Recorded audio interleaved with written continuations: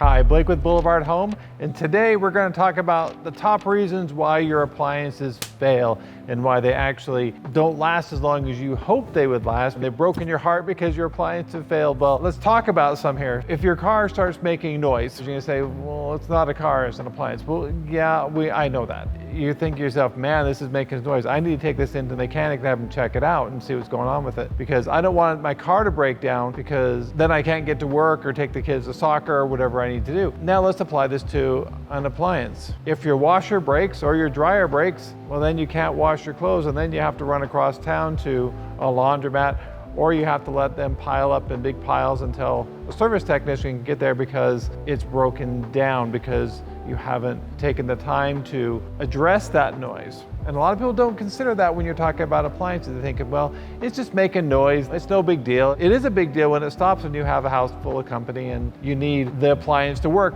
whatever that may be, your refrigerator, your washer, your dryer, your trash compactor, whatever it may be. The biggest thing with appliances is pay attention to the appliance. There are lots of things in the use and care manual that give you tips about what you need to do for maintenance on the appliance itself and things that you need to do to be taking care of this appliance. It's not a car. You know, again, go back to cars. You take your car in every 3,000 miles or 5,000 miles, depending on the car, in to have your oil changed. When you're in there, you have somebody in there that inspects everything, looks over your brakes, looks over all your fluids, and looks over everything else to make sure everything is the way it should be. And if they're not, they come up to you and say, this is something to be aware of.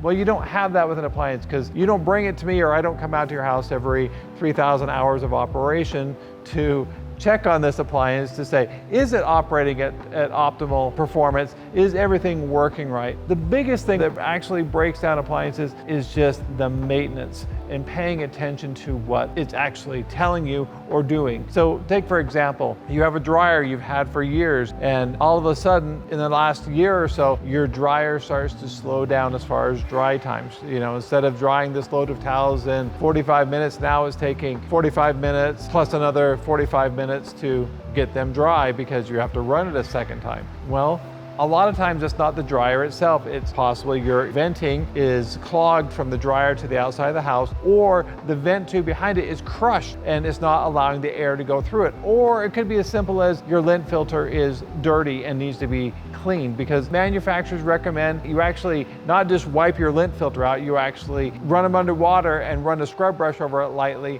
about every 10 cycles you run through your dryer. If you're not doing these things and you're not paying attention to that, well, if you have a clogged vent, a clogged filter, clogged stuff, the heating element is getting much hotter than it should be getting. It's not getting the airflow over it to keep it as cool as it should be. So the heating element fails. And when it fails, it becomes expensive.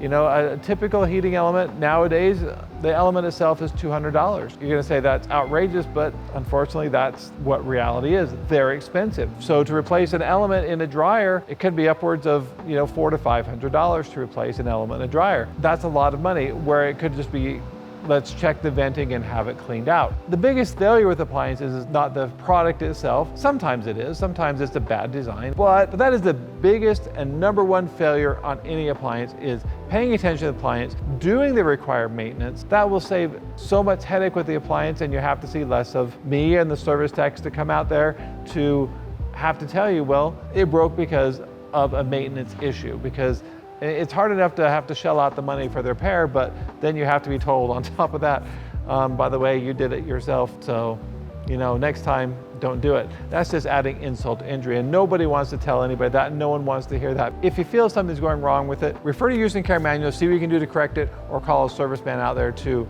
take a look at it and get it corrected for you. I hope this video has been helpful. You should like and subscribe, because, you know, if you like and subscribe, you see more of me, and everybody loves me. I love seeing you guys, love you giving all this great information. So thank you for watching, and we'll see you again soon. Well, thanks for watching, but wait, don't leave yet, because we have lots of other videos. You should check them out on our channel, because there's lots of great information that you will definitely find useful. You know, if you have any questions about something, check them out. Please like and subscribe, and we'll see you again real soon.